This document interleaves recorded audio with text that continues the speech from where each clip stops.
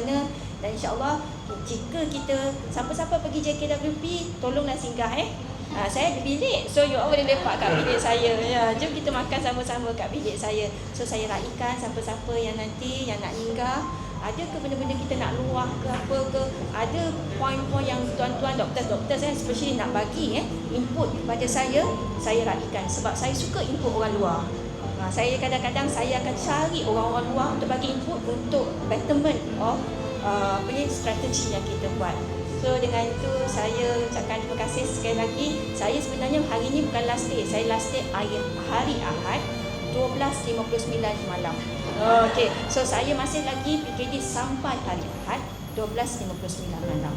So apa-apa sekian itu saja daripada saya. Wabillahi taufiq wal hidayah. Assalamualaikum warahmatullahi wabarakatuh.